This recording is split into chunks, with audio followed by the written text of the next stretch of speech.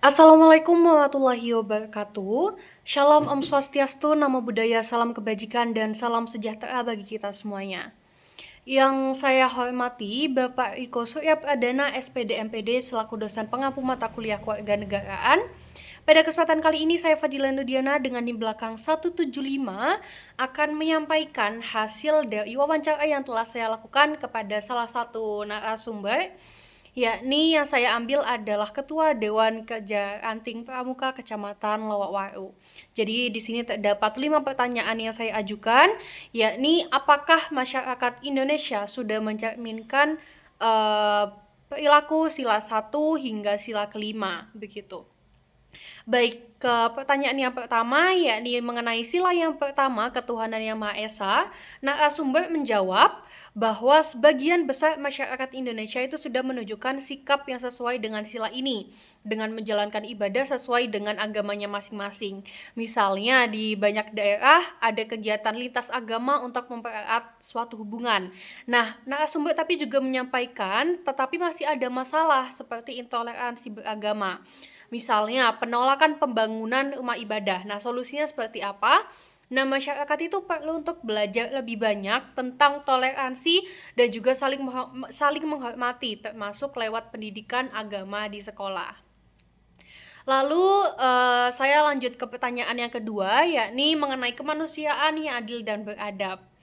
Jadi masyarakat itu saling membantu sesama, seperti saat bencana alam, saat gotong royong, yang bisa dibilang masih menjadi tradisi sampai saat ini. Tapi narasumber juga menjelaskan bahwa masih banyak sekali kasus ketidakadilan seperti diskriminasi gender dan akses yang tidak merata ke pendidikan atau ke kesehatan.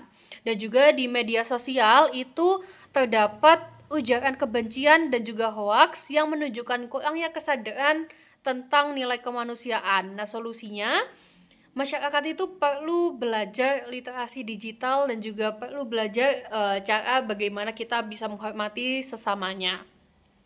Lalu saya mengajukan pertanyaan yang ketiga, yakni Persatuan Indonesia. Narasumber menjawab bahwa semangat persatuan itu sudah terlihat misalnya saat masyarakat mendukung tim nasional Indonesia atau saat perayaan Hari Kemerdekaan, tetapi konflik itu juga masih ada. Contohnya konflik yang basisnya suku, agama, atau politik yang bisa memecah belah masyarakat. Sehingga perlu bagi kita untuk menjaga persatuan, penting untuk menghargai keberagaman sejak dini begitu, lewat pendidikan dan juga bisa memperkuat peran pemimpin dan juga kita juga bisa meredakan konflik seperti itu.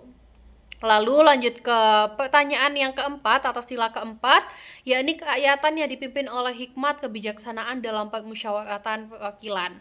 Nah, narasumber menjawab bahwa budaya musyawarah itu masih ada di pedesaan atau di keluarga. Demokrasi itu juga tercermin dalam sila ini, tetapi lagi-lagi masih ada tantangan seperti keputusan yang tidak transparan, banyaknya maraknya korupsi, dan juga kurangnya keterlibatan dari masyarakat.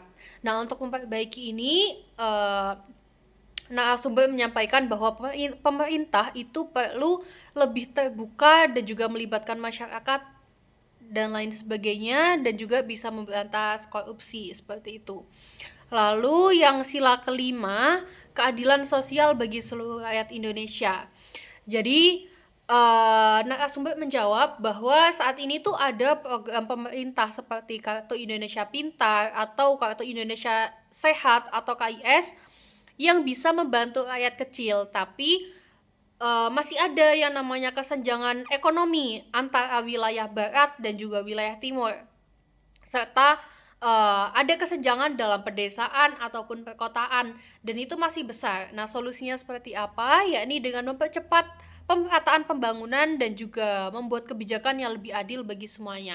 Nah, dari wawancara yang sudah saya lakukan, saya menyimpulkan bahwa masyarakat Indonesia itu sudah banyak menerapkan nilai-nilai Pancasila, tetapi masih ada tantangan seperti adanya intoleransi, lalu adanya ketidakadilan, kesenjangan sosial, dan lain sebagainya, masalah-masalah yang lebih kompleks, sehingga solusi terbaiknya adalah Kita bekerja sama, berkolaborasi dengan berbagai pihak termasuk pemerintah, masyarakat, lembaga pendidikan yang tujuannya untuk menanamkan nilai-nilai Pancasila dalam kehidupan sehari-hari supaya masyarakat kita itu bisa lebih memiliki sifat yang toleran, adil dan juga yang akhirnya itu akan mempererat persatuan Indonesia seperti itu.